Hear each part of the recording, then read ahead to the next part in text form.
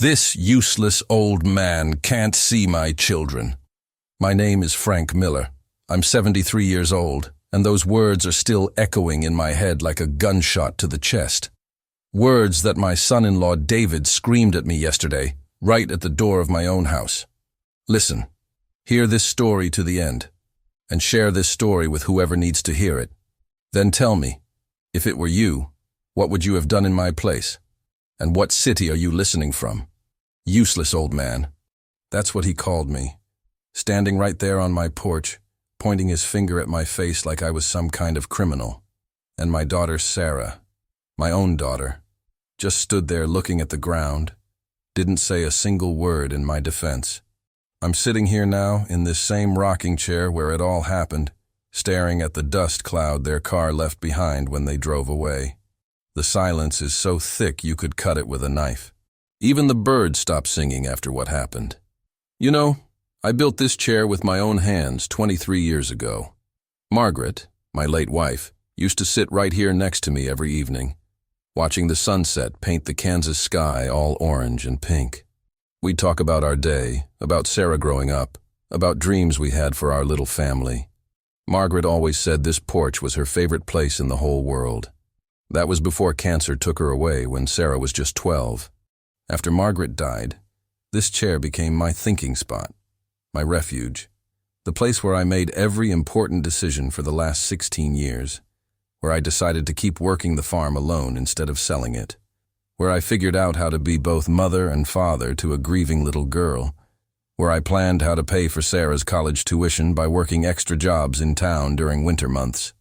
This morning, though, this chair feels different, heavier somehow, like it's carrying the weight of words that can't be taken back. Yesterday started like any other Tuesday. I was up at 5 in the morning, same as always, feeding the cattle, checking the fence line in the north pasture where old Murphy's bull likes to test his strength against my wire. The morning air was crisp, had that smell of autumn coming even though it was still late August. I remember thinking it was going to be a good day. Around 3 in the afternoon, I was fixing a broken hinge on the barn door when I saw their car coming up the dirt road. A silver Honda, clean as a whistle, looked out of place next to my old pickup truck and rusty farm equipment. My heart did that little skip it always does when family comes to visit. But something was off right from the start. Usually when they visit, Emma and Tommy come running toward me before the car even stops completely. Emma with her blonde pigtails bouncing, Tommy with that gap-toothed grin that reminds me so much of Sarah when she was his age. They'd be shouting, "Grandpa Frank! Grandpa Frank!" and jumping into my arms like I was Santa Claus himself. Not yesterday. Yesterday they stayed glued to their mother's side, looking at me with these big, uncertain eyes, like they were seeing me for the first time, or like someone had told them something about their old grandpa that made them afraid? Confused? I couldn't tell which, but it made my stomach twist up in knots. David stepped out of the car first. Now David's always been what folks around here call a city boy. Pressed khakis, polo shirts, shoes that never seen a speck of dirt. Hair always perfectly combed, smells like expensive cologne. Not that there's anything wrong with that, mind you. Different folks, different ways of living. But the David who got out of that car yesterday wasn't the polite young man who used to call me Dad Frank and help me carry groceries into the house. This David had his jaw set tight, his shoulders squared like he was walking into a fight. His eyes, Lord, his eyes were cold as January morning. Sarah came around from the passenger side, and that's when my heart really started sinking. My little girl, who used to run through these fields chasing fireflies, who used to help me gather eggs from the chicken coop, who used to sit right here on this porch braiding dandelion chains with her mama. She couldn't even look at me. Her head was down, studying her shoes like they held the secrets of the universe. Her hands were shaking just a little bit, the way they used to when she was a kid and knew she was about to get in trouble for something. "Hi, Dad," she said, so quiet I almost didn't hear it. Not, "Hi, Daddy," like she used to. Not even, "Hi, Pop," like she started saying after she got married. Just Dad. Formal. Distant. Like I was a stranger she was being forced to acknowledge. Emma and Tommy stayed pressed against her legs, peeking at me from behind their mother's skirt like I might bite. Emma, my little princess who used to beg me to read her stories about farm animals. Tommy, my little cowboy, who wanted to learn how to rope cattle just like his grandpa. What had changed? What had happened to make my own grandchildren look at me like I was some kind of monster? "We need to talk, Frank," David said, and his voice had an edge to it that made the hair on the back of my neck stand up. I took off my old John Deere cap like I always do when I'm about to have a serious conversation. Mama raised me to show respect, even when I'm not sure if I'm going to get any in return. "Sure thing," I said, trying to keep my voice steady. "Y'all want to come inside? I got some sweet tea in the fridge, and I think there might be some cookies left from the batch Mrs. Henderson brought by yesterday." "No," David said, sharp as a knife. "We're not coming in. This won't take long." That's when I knew. Something was wrong. Real wrong. The kind of wrong that changes everything. I looked at Sarah again, silently begging her to give me some kind of sign about what was coming. But she just kept staring at those shoes of hers, like they might sprout wings and carry her away from whatever was about to happen. The wind picked up just then, rustling through the corn stalks in the distance. It sounded almost like whispers, like the land itself was trying to warn me about what was coming next. "Frank, the kids won't be coming here anymore." David's words hit me like a sledgehammer to the gut, just like that. No explanation, no warning, no nothing. Just a cold, hard statement delivered like he was telling me the weather forecast. I felt my knees go a little weak, had to grab onto the porch railing to keep myself steady. "What do you mean, son?" "Don't call me son," he snapped back, and there was venom in his voice I'd never heard before. "I mean exactly what I said. Emma and Tommy will not be visiting this farm anymore. Period." I looked over at Sarah, waiting for her to jump in, to tell her husband he was being ridiculous, to remind him that this was her childhood home, that these were her children too. But she just stood there like a statue, still staring at the ground, her face pale as milk. "Sarah," I said, my voice cracking a little. "Sweetheart, what's going on here?" She finally looked up at me, and what I saw in her eyes made my heart break into 1,000 pieces. It wasn't anger. It wasn't defiance. It was shame. Pure, raw shame. Like she was embarrassed to be standing on the same porch where she'd spent the happiest years of her childhood. "Dad, maybe it's for the best," she whispered, and each word felt like a nail being hammered into my coffin. For the best? For whose best? Certainly not for mine. Certainly not for Emma and Tommy, who used to light up like Christmas morning every time they saw this old farmhouse appear around the bend. I watched those kids' faces, and they looked as confused as I felt.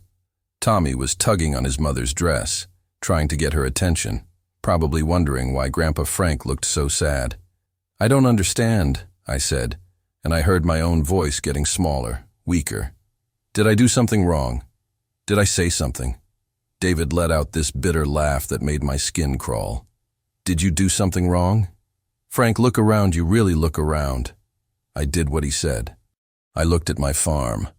The farm I'd built with blood, sweat, and 47 years of back-breaking work. The red barn that needed a fresh coat of paint, sure, but was solid as the day I built it. The chicken coop, where Emma used to collect eggs every morning, giggling when the hens clucked at her. The old tire swing hanging from the oak tree where Tommy learned to pump his little legs to go higher and higher. "I see my home," I said quietly. "I see a dump," David shot back. "I see a dirty, outdated, backwards place that's holding my children back from reaching their full potential." Those words hit harder than his fist ever could have. This wasn't just an attack on my farm. This was an attack on everything I was, everything I'd worked for, everything I'd built with love for my family. "David," I said, trying to keep my voice calm, trying to be the bigger man here. "These kids love coming here. Just last month, Emma was telling me she wanted to learn how to can peaches like her grandma Margaret used to. And Tommy asked me to teach him how to drive the tractor when he gets bigger. That's exactly the problem," he snapped. "My daughter doesn't need to learn how to can peaches. She needs to focus on her violin lessons, her advanced math classes, her tennis training, and my son doesn't need to learn how to drive some rusty old tractor."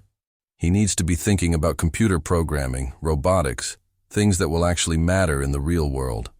The real world. Like my world wasn't real. Like the life I'd built here, the life I'd raised Sarah in, was some kind of fantasy that didn't count. But they're happy here, I said, and I could hear the desperation creeping into my voice. They laugh here. They play. They use their imagination. They get dirty here, David corrected me. They waste time here. They pick up habits and attitudes that don't fit with the life Sarah and I are building for them. I felt something burning in my chest, something hot and angry that I'd been holding back for too long. And what life is that, David? A life where they can't get their hands dirty. A life where they can't learn where their food comes from. A life where they can't spend time with their grandfather. A successful life, he said. Like that explained everything. A life with opportunities you could never give them. That stung. Because deep down, in the part of my heart I tried to keep locked away, I'd always worried about that. Always wondered if I was enough. If this simple farm life was enough. If I could give my grandchildren everything they deserved. But then I remembered Emma's face when she helped me feed the calves last spring. The pure joy in her eyes when that baby calf wrapped its tongue around her finger. I remembered Tommy's proud smile when he successfully collected all the eggs without breaking a single one. Those weren't the faces of children who were missing out on something. Those were the faces of children who were exactly where they belonged. Sarah, I said, turning back to my daughter, ignoring David completely now. Tell me this isn't what you want. Tell me you remember what it was like growing up here. Tell me you remember how happy you were. For just a moment, her mask slipped. For just a second, I saw my little girl again.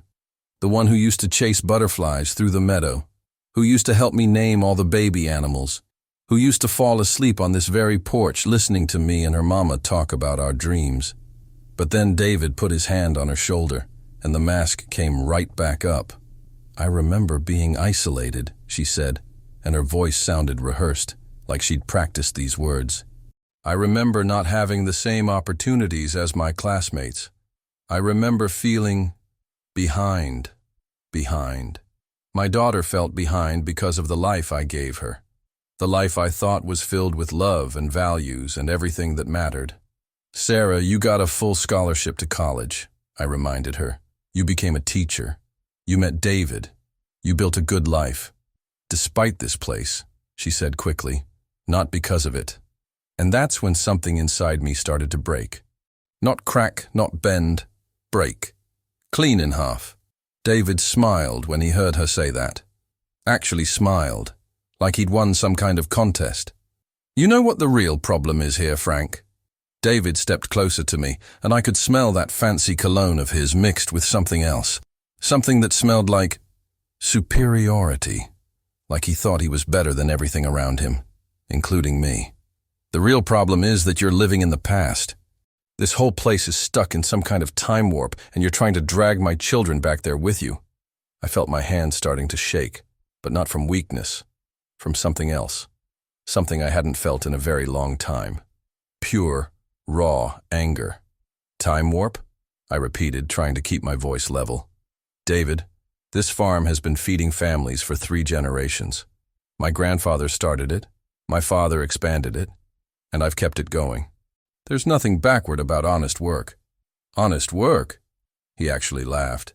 Frank, look at your hands. I looked down. My hands were rough, calloused, stained with motor oil from fixing the tractor that morning.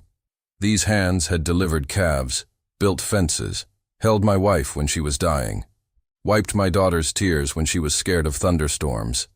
These are the hands of a man who's never moved beyond manual labor, David continued. These are the hands of someone who settled for less. And I'll be damned if I let my children think that's acceptable. Something hot flashed behind my eyes. Settled for less? Boy, these hands built the house you're standing in front of. These hands paid for your wife's college education. These hands, he cut me off, represent everything I don't want my children to become. The silence that followed was deafening. Even the wind seemed to stop blowing. I looked at Sarah, desperately hoping she would say something, anything, to defend the man who raised her.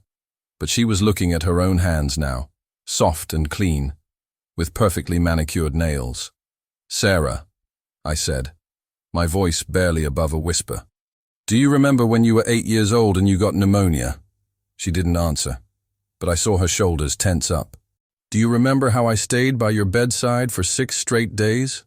How I held your head when you were too weak to drink water? How I sang you those old songs your mama used to sing? Dad, please don't. Do you remember?"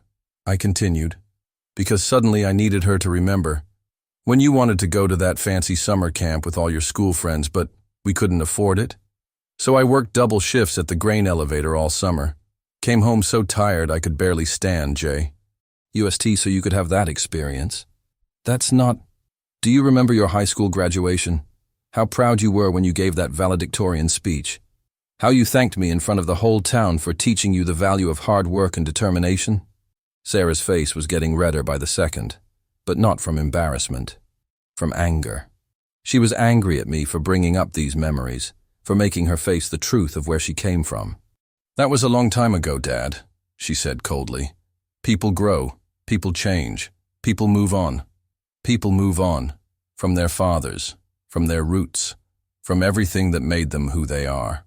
David was nodding approvingly, like Sarah was his prize student who'd just given the right answer.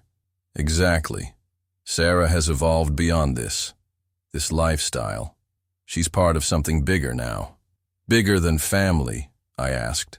"Bigger than poverty," David shot back. "Bigger than small-town thinking. Bigger than limiting beliefs that keep people trapped in cycles of mediocrity." That word, mediocrity. He was calling my entire life mediocre. I thought about all those years after Margaret died, working from dawn to dusk, sometimes falling asleep at the kitchen table because I was too exhausted to make it to bed, helping Sarah with her homework even though I was dead tired, driving her to piano lessons in town, to basketball practice, to debate tournaments, sometimes spending money I didn't have on gas just to support her dreams. I thought about the nights I lay awake wondering if I was doing enough, if I was good enough, if a simple farmer could really raise a daughter who would make something of herself in the world. Turns out, I had raised her to make something of herself. I just hadn't realized that would mean making herself into someone who was ashamed of me. "You think I'm mediocre?"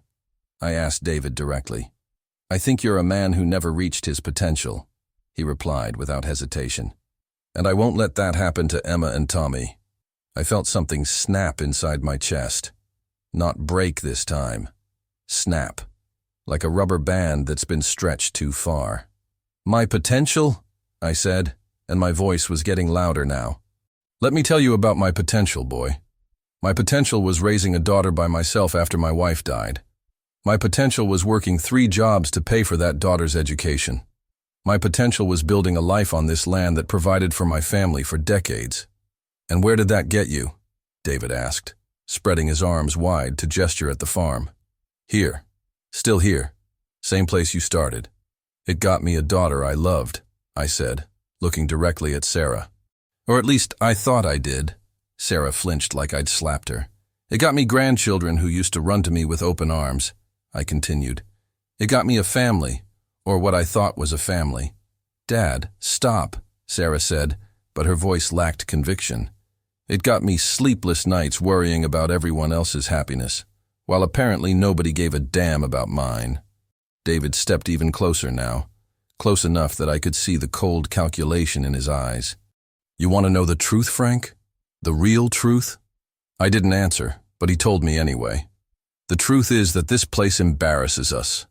Sarah's embarrassed to tell her friends where she grew up. The kids' classmates ask why their grandfather lives on a farm like some kind of hillbilly. Hillbilly. There it was. What they really thought of me.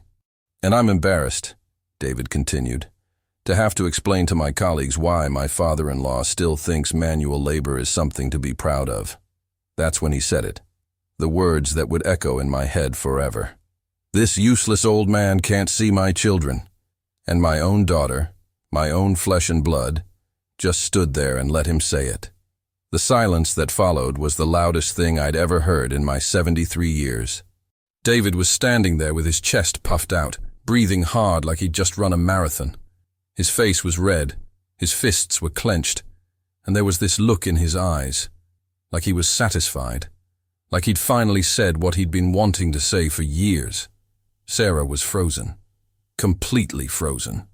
Her mouth was slightly open like she wanted to say something but couldn't find the words. Or maybe she could find them, but didn't have the courage to speak them. Emma and Tommy. God, those poor babies. They were pressed so tight against their mother's legs they looked like they were trying to disappear. Emma's eyes were wide and scared, and Tommy was making that little whimpering sound he used to make when he was afraid of thunderstorms. And me?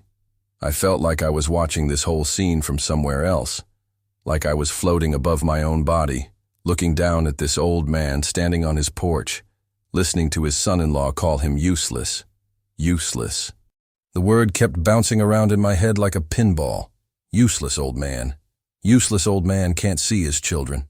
I thought about all the times I'd held those babies when they were sick, all the bedtime stories I'd read, all the scraped knees I'd bandaged, all the nightmares I'd chased away with hugs and hot chocolate. Useless. I looked at my hands again. The hands David had mocked just minutes before. These hands had built Emma's dollhouse from scratch, complete with tiny furniture I'd carved myself. These hands had taught Tommy how to tie his shoes, how to throw a baseball, how to be gentle with baby animals. Useless. I felt something cold settling in my chest. Not anger anymore. Something colder than that. Something that felt almost like relief. Because suddenly, everything was crystal clear. Get off my property. The words came out so quiet that at first nobody heard them. What did you say? David asked, leaning forward like he couldn't believe what he'd heard.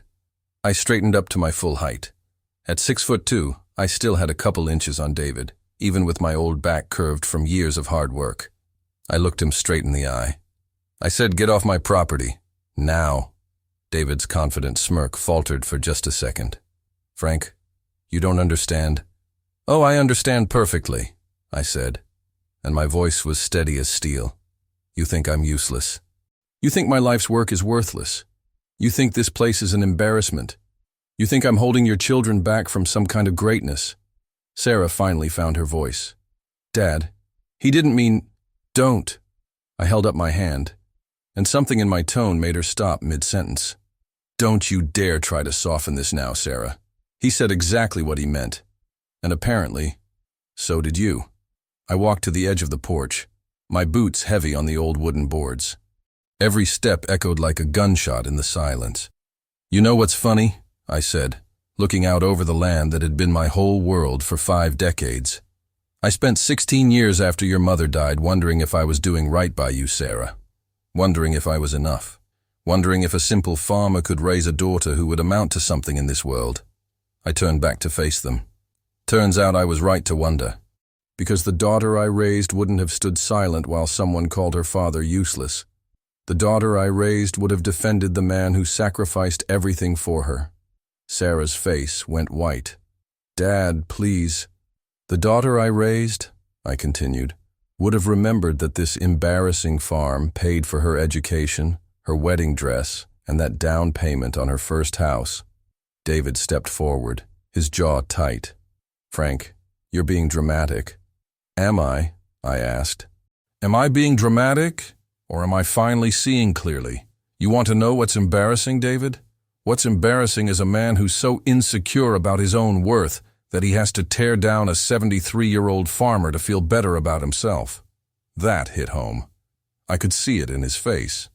What's embarrassing, I went on, is a daughter who's so desperate to fit into her husband's world that she's willing to throw away everything that made her who she is. That's enough, Sarah said, but there was no strength behind it. No, it's not enough. It's not nearly enough. Because I've been biting my tongue for 3 years now, watching you two turn my grandchildren against me little by little, making excuses for why they can't visit, teaching them to be ashamed of where their mother came from. I looked at Emma and Tommy, and my heart broke all over again. They were looking at me like I was a stranger, like I was the bad guy in this story. But you know what? You're right about one thing, David.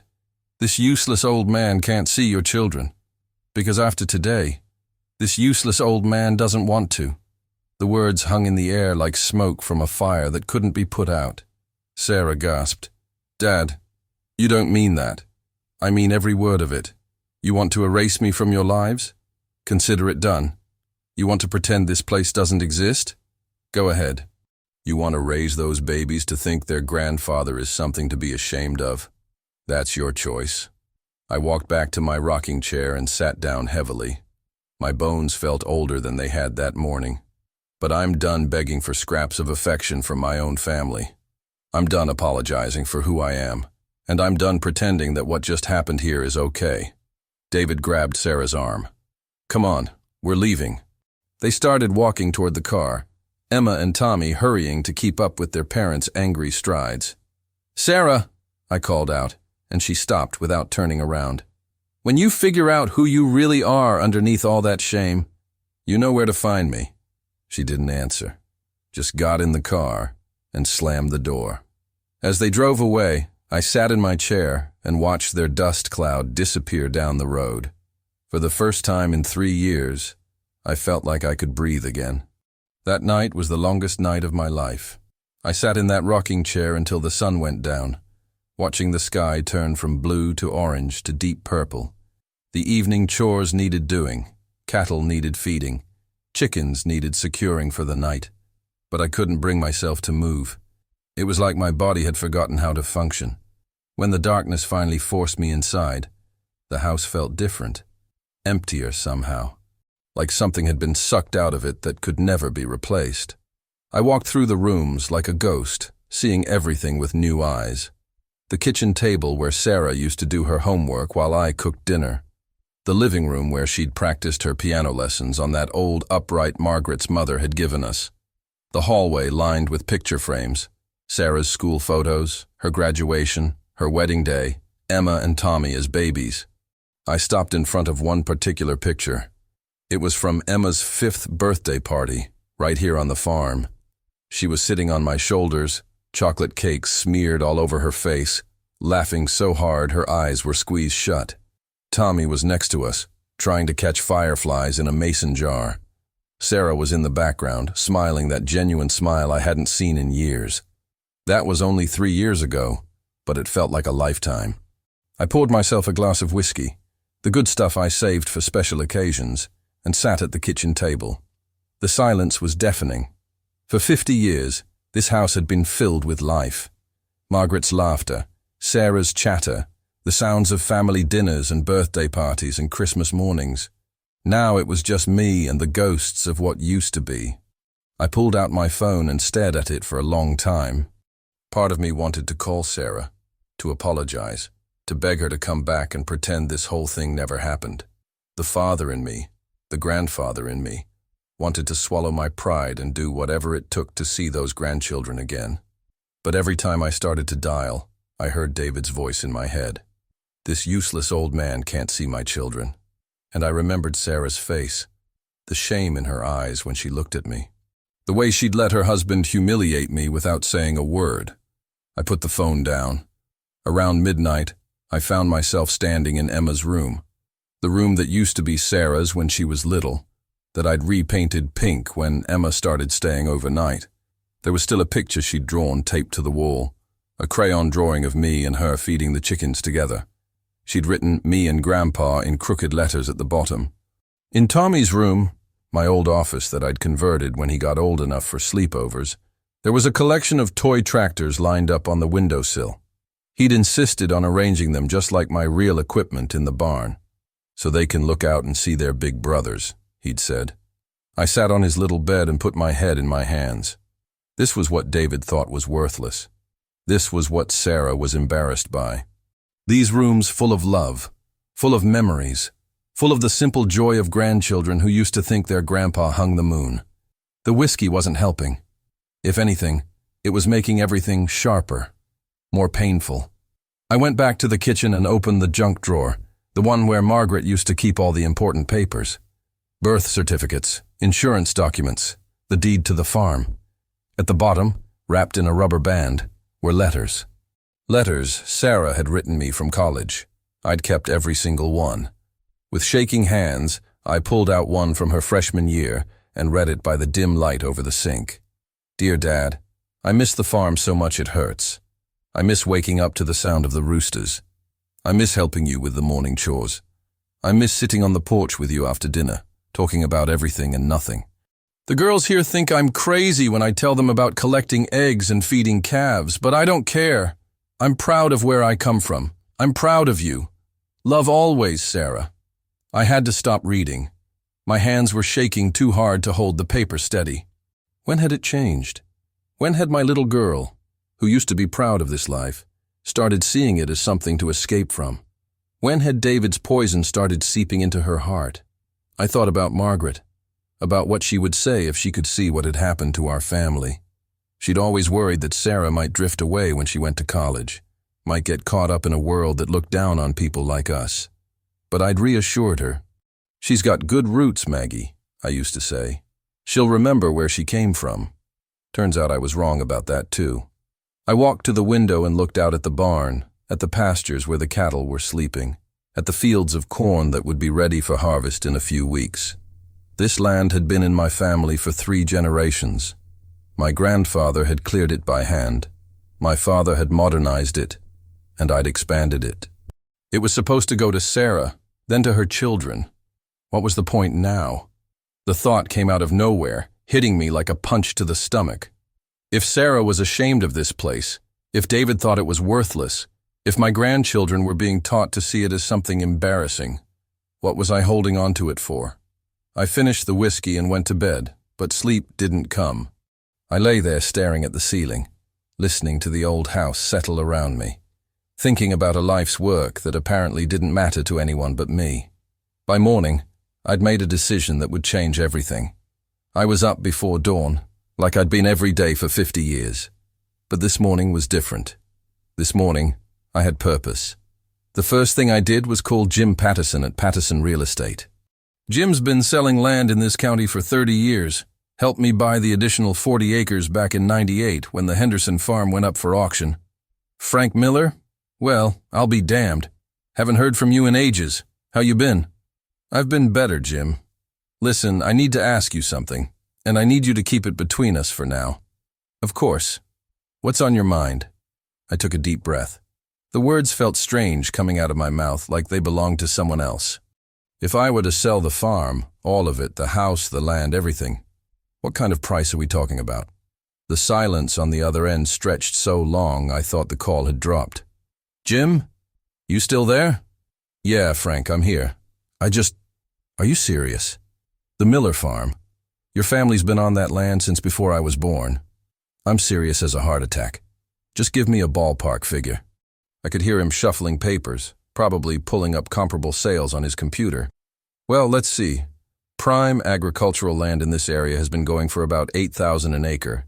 You've got what, 260 acres? Plus the house, barns, equipment. Frank, we're talking about a substantial amount of money. Probably close to $2.5 million, maybe more if we get the right buyer. $2.5 million. I'd never thought about it in those terms before. To me, it was just home. Just the place where I'd built a life, raised a daughter, planned to spoil grandchildren. Frank, you okay? Yeah, I'm okay. Jim, if I decided to do this, how fast could it happen? If you're motivated to sell and we price it right, in this market, with prime farmland being so scarce, I could have it sold within 30 days, maybe less. 30 days. In 30 days, I could erase 73 years of Miller family history from this land. The thought should have terrified me. Instead, it felt like relief. I'll call you back, Jim. Frank, wait. Can I ask, is everything all right? This seems awful sudden. Everything's fine. I'm just exploring my options. After I hung up, I sat in the kitchen drinking coffee and thinking about numbers. $2.5 million. More money than I'd ever imagined having. More money than I'd need for the rest of my life.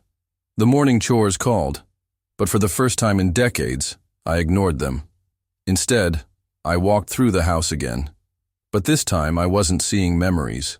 I was seeing square footage, market value, assets. The antique dining room set Margaret's grandmother had passed down, probably worth a few thousand to the right collector. The collection of farm equipment in the barn, still valuable, well maintained. Even the old tractor Tommy loved so much would bring good money at auction. By noon, I'd made 3 more phone calls. One to my lawyer, Tom Bradley, asking him to come by that afternoon to discuss some business matters. One to the bank, scheduling a meeting with the loan officer who'd handled my mortgage for 20 years. And one to my neighbor, Pete Kowalski, asking if he'd be interested in buying my cattle at fair market price. Pete showed up first. He's a good man, been farming the land next to mine for 15 years. We've helped each other through droughts, floods, equipment breakdowns, and family troubles. "What's going on, Frank? You sounded strange on the phone." I poured him a cup of coffee and we sat on the porch. "Pete, I'm thinking about making some changes." "What kind of changes?"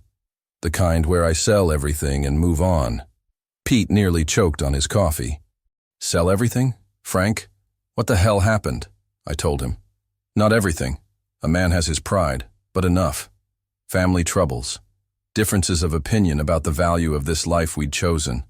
The feeling that I was fighting a battle I'd already lost." Pete listened without interrupting, nodding in the places where he understood, frowning at the parts that made him angry on my behalf. "So you're just gonna let them win?" he asked when I finished. "Win what, Pete? There's no winning here. My daughter's made her choice. My son-in-law's made his feelings clear. My grandchildren are being taught to see me as something embarrassing. And you think running away is gonna solve that? I think removing myself from the equation might be the kindest thing for everyone involved." Pete stood up and walked to the porch railing, looking out over the fields. "You know what I think, Frank? I think you're hurting, and hurt people make stupid decisions. Maybe, but they're my stupid decisions to make." When Tom Bradley arrived an hour later, he was even less supportive of my plan. "Frank, I've been your lawyer for 25 years. I drew up your will, handled your wife's estate, helped you navigate every major decision you've made. And I'm telling you, this is a mistake.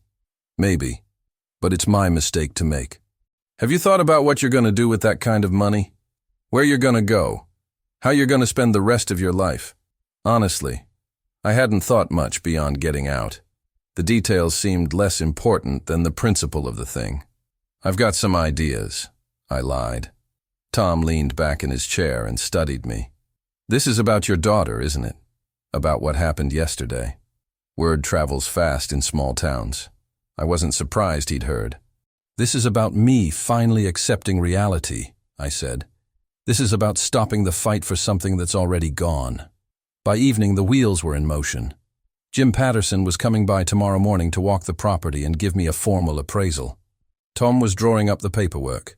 The bank was preparing to process the payoff of my mortgage. All $3,700 left on it after 30 years of payments. I sat in my rocking chair one more time, watching the sunset paint the sky in shades of gold and purple. Tomorrow, everything would change. Tomorrow, I'd start the process of erasing Frank Miller from this piece of Kansas earth. And for the first time since David called me useless, I felt like I was in control of something again. 3 days later, the for sale sign went up at the end of my driveway. I was standing in the kitchen making my morning coffee when I heard Jim Patterson's truck rumble up the gravel road. Through the window, I watched him and his assistant wrestle that big red and white sign out of the truck bed and hammer it into the ground. Patterson Real Estate, prime agricultural property, 260 acres. Call for details. Seeing those words made it real in a way that all the phone calls and paperwork hadn't. After 3 generations, the Miller farm was officially on the market. My phone started ringing before Jim's truck was even out of sight. The first call was from Betty Henderson, Pete's wife. "Frank Miller, have you lost your ever-loving mind? Pete told me what you're thinking about doing, but I didn't believe it until I saw that sign with my own eyes." "Morning, Betty." "Don't you morning Betty me. What in the Sam Hill is going on over there?" "I'm making some life changes." "Life changes? Frank, you're talking about selling your family's legacy. Your grandfather would roll over in his grave." That stung, because she was right.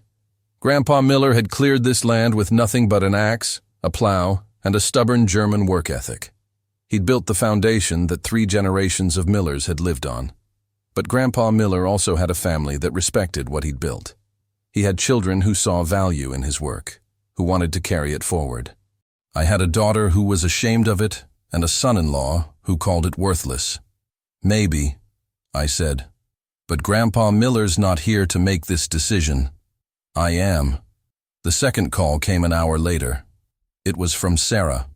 I stared at her name on the phone screen for a long moment before answering. Part of me wanted to let it go to voicemail, to avoid whatever she was calling to say. But a bigger part of me needed to hear her voice, even if what she had to say would hurt. Hello, Sarah. Dad. Her voice was tight, controlled. I just heard. Mrs. Patterson called me. She said you put the farm up for sale. That's right. Why didn't you tell me?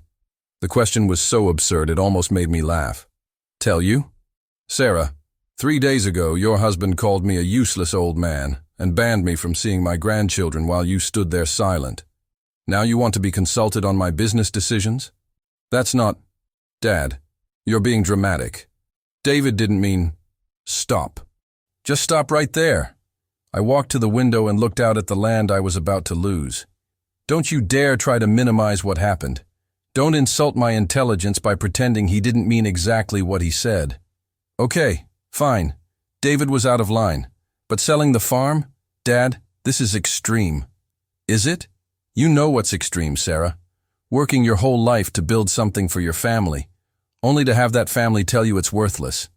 Having your own daughter stand by while someone humiliates you in your own home. That's extreme. I could hear her crying on the other end of the line, but for the first time in my life, my daughter's tears didn't move me to comfort her. Dad, please. Can we talk about this? Maybe we can work something out. Work something out? The words tasted bitter. Like what, Sarah? Like you and David graciously allowing me to see my grandchildren once a month if I promise not to embarrass you? Like me apologizing for being who I am? That's not what I meant. Then what did you mean? Because from where I'm sitting, there's nothing to work out. You've made your feelings about me in this place crystal clear, so I'm making my feelings clear too. By running away. By accepting reality. By stopping the fight for people who don't want to be fought for. The silence stretched between us, filled with years of things unsaid, wounds that couldn't be healed with simple words. How much? She finally asked. How much what? How much are you asking for the farm? I told her the listing price. $2.7 million, slightly higher than Jim's original estimate because the market had been so strong. Another long silence. My God, Dad, I had no idea it was worth so much. Of course you didn't. To you, it was just the embarrassing place you grew up. But to other people, people who understand the value of good land, good water rights, good infrastructure, it's worth quite a lot. What are you going to do with all that money? I don't know yet. Maybe travel. Maybe buy a little place in Florida where nobody knows me or cares where I came from. Maybe just sit on a beach somewhere and try to forget I ever had a family that was ashamed of me. Hey, Dad, we're not… Yes, you are. And that's okay, Sarah. You're entitled to be ashamed. You're entitled to want something different for your children. But I'm entitled to stop beating my head against a wall trying to earn respect from people who've already decided I don't deserve it. I heard David's voice in the background, asking who she was talking to. I have to go, she said quickly. Of course you do. Dad, please, just don't do anything hasty, okay? Let's all sit down and talk like adults. Adults, I repeated. Sarah, adults don't let their spouses call their fathers useless old men. Adults don't stand silent while their family is torn apart. Adults take responsibility for their choices. I'm taking responsibility now. No, you're not. You're trying to manage the situation. There's a difference. I hung up before she could respond. By noon, Jim Patterson called to tell me we already had 3 serious inquiries. A corporate farming operation out of Nebraska, a developer interested in subdividing the property, and a young farming family from Missouri looking to expand their operation. Which one are you most interested in hearing from? Jim asked. I thought about the young family. Probably a lot like me and Margaret had been 40 years ago, full of dreams and determination, ready to work themselves to death for a chance to build something lasting. But I also thought about the developer, The idea of this land being carved up into suburban lots, of houses where my cornfields used to be, of streets named after trees that had been cut down to make room for progress. Let me know when any of them are ready to make a real offer, I said. I don't care who it is. And I meant it. The offer came in exactly 1 week after the sign went up. Jim Patterson called me at 7 in the morning, and I could hear the excitement in his voice before he even said hello. Frank, we got one. A real one. Cash offer, no contingencies, willing to close in 2 weeks. I was sitting at the kitchen table with my coffee and the morning paper, same routine I'd followed for 20 years. But suddenly my hands were shaking. How much? 2.9 million. 300,000 over asking price. I had to sit down, even though I was already sitting. $2.9 million. More money than I'd ever imagined existed in one place, much less attached to my name. Who is it? Agricultural Investment Company out of Iowa. They buy prime farmland and lease it back to local operators. They want to keep it as a working farm, Frank. Your land will still be growing corn and raising cattle long after we're all gone. Part of me felt relief at that. At least the land would stay land, would keep doing what it had been doing for 70 years. But another part of me felt empty, like I was selling my soul to the highest bidder. What do I need to do? Just say yes. They want to schedule an inspection for Monday. Close by the end of the month. Frank, this is the kind of offer that doesn't come along twice. I'll think about it. Think about it? Frank, it's 300,000 over asking, in cash. I said I'll think about it, Jim. After I hung up, I sat in that kitchen for 2 hours, staring at nothing. $2.9 million. Enough money to buy a nice house anywhere in the country. Enough money to travel the world if I wanted to. Enough money to never worry about anything again. So why did I feel like I was about to throw up? My phone rang again around 10. This time it was David. I almost didn't answer. The last thing I wanted was to hear his voice, to listen to whatever condescending thing he had to say about my decision. But curiosity got the better of me. Frank. His voice was different than it had been a week ago. Controlled, but with an edge I hadn't heard before. David. Sarah told me about the farm, about the listing. Did she? We need to talk. No, we don't. We had our talk last week. You made your position very clear. That was a misunderstanding. I was stressed. I said things I didn't mean. A misunderstanding. That's what he was calling it now.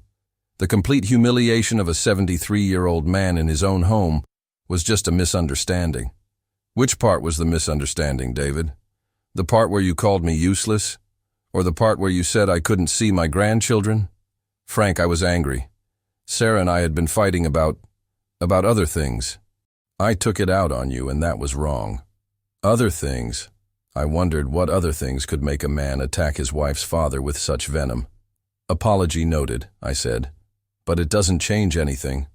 Doesn't change anything? Frank, you're talking about selling a multi-million-dollar piece of property over a family argument. Multi-million-dollar. Interesting how quickly David had calculated the value of the land he'd called worthless just a week ago. It's not about the argument, David. It's about what the argument revealed. What it revealed. That my own family sees me as an embarrassment. That the life I built, the work I've done, the values I tried to pass on, none of it matters to the people who matter most to me. That's not true. Isn't it? Tell me, David. What have you told Emma and Tommy about why they can't visit Grandpa Frank anymore? What story did you come up with? The silence on the other end told me everything I needed to know. That's what I thought, I continued. You probably told them I was busy or sick, or that the farm was too far away. Anything except the truth, which is that you think I'm beneath your standards. Frank, listen to me. We can work this out. Sarah is devastated. The kids keep asking when they can come see you. Nobody wants this. Then why did it happen? Because I was stupid. Because I was jealous. That stopped me cold. Jealous? Of what? Of the way they look at you. Of the way they light up when you're around. Of the fact that you can make them happy with a tire swing and some chickens, while I spend thousands of dollars on toys they forget about in a week. I hadn't expected that. In all my years of knowing David, I'd never heard him admit to being wrong about anything, much less admit to jealousy. David, I grew up in apartments, Frank. My dad worked 3 jobs just to pay rent. I never had a grandfather, never had anyone who cared enough to teach me how to tie fishing flies or build birdhouses. When I see you with Emma and Tommy, it makes me realize everything I missed. I felt something crack inside my chest, but not the way it had cracked a week ago. This was different, softer. So, instead of appreciating what they have, I said quietly, you decided to take it away from them. I thought I was protecting them, from getting too attached to something they might lose, from wanting a life that's harder than what I can give them. And now I realize I was protecting them from the one person in their lives who loves them unconditionally, who doesn't care if they get dirty or make mistakes or aren't perfect. I walked to the window and looked out at the land that might not be mine much longer. The cattle were grazing in the morning sun, the corn was reaching toward the sky, and somewhere out there was a tire swing that 2 little kids would never use again. It might be too late, David. What do you mean? I mean I have an offer. A good offer. And I'm thinking about taking it. The silence that followed was so complete I thought the call had dropped. How good? He finally asked. Good enough to change everything. Frank, please, before you do anything irreversible, give us one more chance. Give the kids one more chance to see their grandfather. I closed my eyes and thought about Emma's laugh, about Tommy's gap-toothed grin, about all the memories that were about to become just that, memories. I don't know if I can do that, son. Please, just think about it. After I hung up, I sat in my rocking chair and tried to imagine what $2.9 million would feel like. But all I could think about was the sound of children's laughter echoing across empty fields. They came on Sunday afternoon. I was sitting on the porch, reading the same page of a book I'd been staring at for an hour, when I saw their silver Honda coming up the dirt road. My heart started beating so fast I thought I might need to call an ambulance. This time, when they got out of the car, everything was different. David got out first, but he didn't have that arrogant swagger he'd worn like armor the week before. His shoulders were slumped, his face was pale, and he looked like he hadn't slept in days. Sarah came around from the passenger side, and when she looked up at me, I saw my little girl again. Not the polished, ashamed woman who'd stood silent while her husband humiliated me, but the scared, vulnerable child who used to run to me when she had nightmares. But it was Emma and Tommy who broke my heart wide open. The second they saw me, they started running. Not the hesitant, confused shuffle they'd done last week, but an all-out sprint across the yard, their faces lighting up like Christmas morning. Grandpa Frank! Grandpa Frank! Emma's voice carried across the fields like music. Tommy reached me first, launching himself into my arms with enough force to nearly knock me out of my rocking chair. Emma was right behind him, wrapping her skinny arms around both of us and squeezing so tight I could barely breathe. We missed you so much, Grandpa, she whispered against my chest. Daddy said we couldn't come see you, but then he changed his mind and said we could come say goodbye. Say goodbye. The words hit me like a physical blow.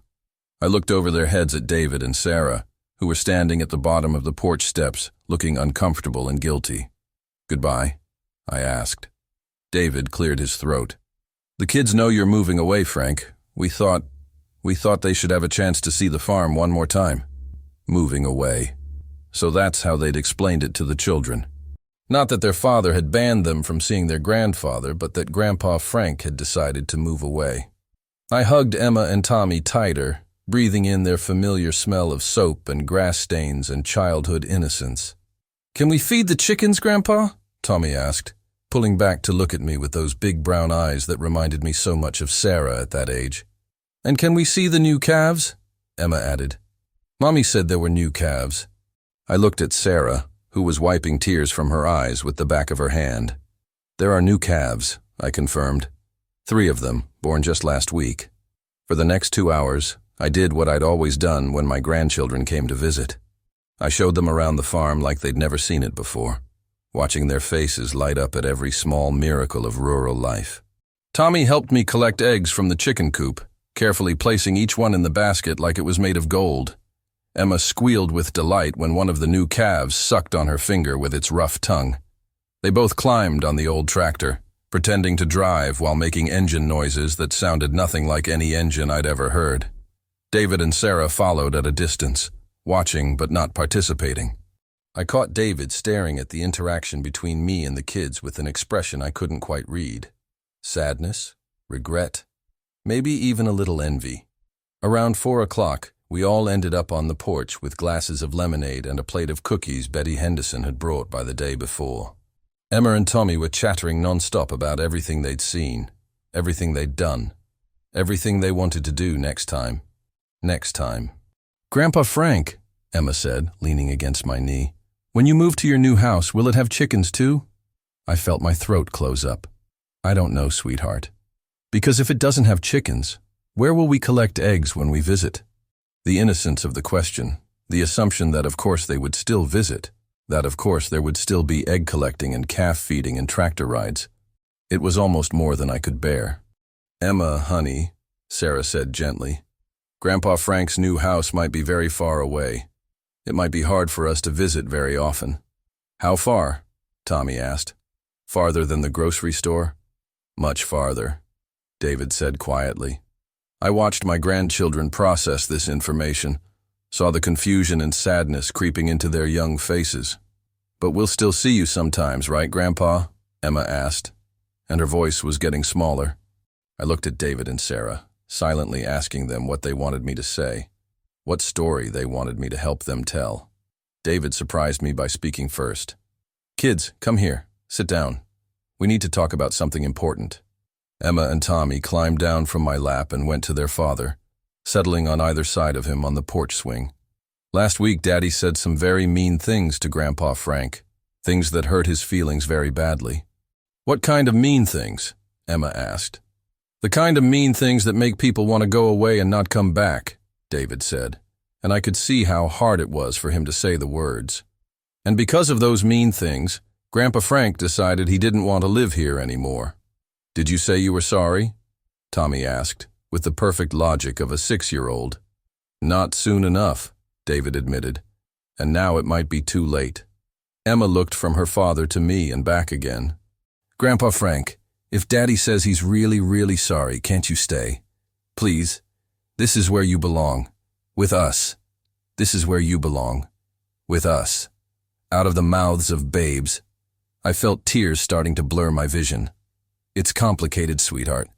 "No, it's not," she said, with the absolute certainty only children possess. "If you love someone, you forgive them when they say sorry. That's what you taught me." I had taught her that. During a fight she'd had with a school friend 2 summers ago, I'd sat her down on this very porch and explained that holding grudges was like carrying rocks in your pockets. It only hurt you. "Sometimes adults make bigger mistakes than kids do," I said carefully. "Then they need bigger forgiveness," Tommy said matter-of-factly. I looked at David, who was staring at his son like he'd never seen him before. "Is that what you think?" I asked David directly. "That you need bigger forgiveness?" David nodded, and when he spoke, his voice was barely above a whisper. "I think I need more forgiveness than I deserve, Frank. But I'm asking for it anyway. For them." He gestured to Emma and Tommy. "They need their grandfather." I sat there in my rocking chair, surrounded by the sounds and smells of the life I'd built, holding the gaze of a man who'd called me useless just 2 weeks ago. And I realized that Emma was right. It really wasn't that complicated. The question wasn't whether David deserved forgiveness. The question was whether I could live with myself if I chose money over family, pride over love, hurt over hope. I pulled my phone out of my pocket and dialed Jim Patterson's number. "Frank, how are you? Still thinking about that offer?" "Actually, Jim, I'm calling to take the farm off the market." The silence on the other end was deafening. "Take it off the market? Frank, we're talking about nearly $3 million here. I know exactly what we're talking about, and I'm telling you the farm is no longer for sale. Frank, are you sure about this? This kind of opportunity doesn't—" "I'm sure, Jim. Take down the sign. The Miller farm is staying with the Millers." When I hung up, Emma and Tommy were staring at me with wide eyes. "Does that mean you're staying, Grandpa?" Emma asked.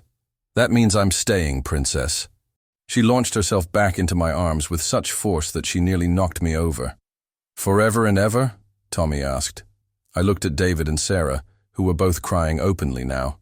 Forever and ever, I promised. 6 months later, I'm sitting in this same rocking chair, watching Emma and Tommy chase fireflies in the front yard.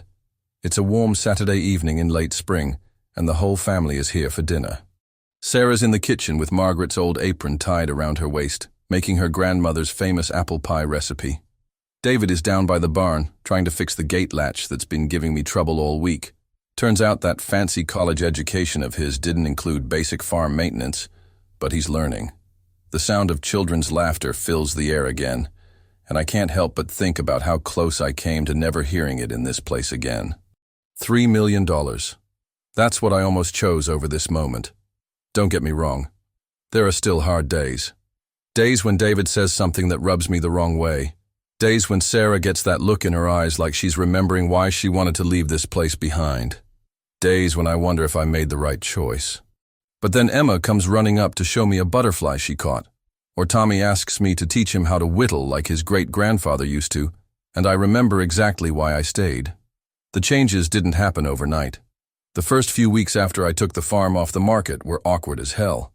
David would come over and stand around like he was visiting a museum, afraid to touch anything, afraid to get his hands dirty. Sarah kept apologizing for things that had happened years ago, like she was trying to make up for lost time with words. But Emma and Tommy, they picked up right where we'd left off, like nothing had ever happened. Kids have that gift. They don't hold grudges, don't overthink forgiveness, don't complicate love with conditions and expectations. It was actually Tommy who broke down David's walls. About a month after the reconciliation, Tommy was helping me repair a section of fence when he cut his hand on a piece of barbed wire. Nothing serious, just a little nick, but he started crying like the world was ending. David came running from the house, took one look at his son's bloody hand, and went pale as a ghost. "Is he okay? Do we need to go to the hospital? Should I call 911? I cleaned the cut with some water from the hose, put a Band-Aid on it, and told Tommy he was tougher than any old piece of wire.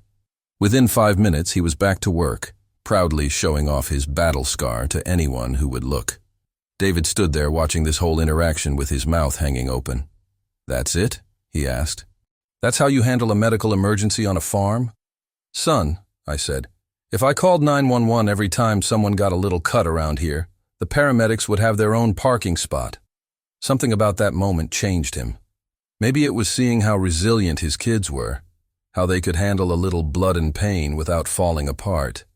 Maybe it was realizing that growing up tough doesn't mean growing up unloved. Whatever it was, David started rolling up his sleeves after that. Literally.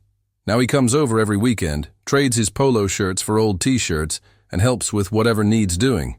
He's not naturally gifted at farm work. The man can analyze quarterly reports like nobody's business, but ask him to back a trailer up to the barn and he'll jackknife it every time. But he tries, and that's what matters. Last weekend, he spent 3 hours helping me repair the chicken coop roof. By the time we finished, he was sunburned, sweaty, and covered in sawdust.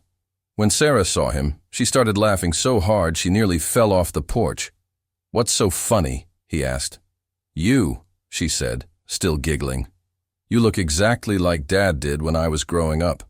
David looked at me, then back at Sarah, then down at his dirty hands and torn jeans. And instead of being embarrassed, he smiled. Actually smiled. "Is that such a bad thing?" he asked. "No," Sarah said softly. "It's not bad at all. That's when I knew we were going to be okay." Sarah's been changing too.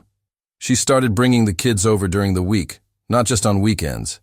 Emma's learning to can peaches, just like she wanted to. Tommy's got his own set of child-sized tools and a section of garden that's all his responsibility. Sometimes I catch Sarah watching them work, and there's something in her expression. Like she's remembering who she used to be before she decided it wasn't good enough. A few weeks ago, she found her old 4-H ribbons in a box in the attic and showed them to Emma with genuine pride. "Your mama was quite the little farmer," I told Emma, and Sarah blushed like she was 12 years old again.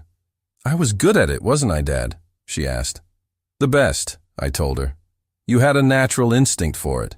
Still do if you'd let yourself remember." The corporate farming company from Iowa called me twice more, raising their offer each time. The last call came in at $3.4 million. I didn't even consider it. Some of my neighbors think I'm crazy. Frank, Pete Kowalski said just last week, you could have retired like a king. You could have bought a place in Florida, played golf every day for the rest of your life. Maybe he's right. Maybe I could have been sipping drinks on a beach somewhere, watching sunsets over the ocean instead of sunsets over cornfields.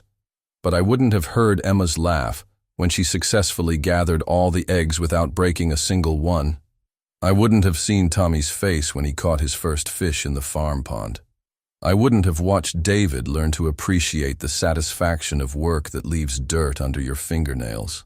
I wouldn't have seen my daughter remember who she really is underneath all that polish and pretense. Money comes and goes. Land can be bought and sold. But family, real family, that's the only thing in this world that's truly irreplaceable. Tonight, after everyone goes home, I'll sit in this rocking chair and listen to the sounds of the farm settling down for the night.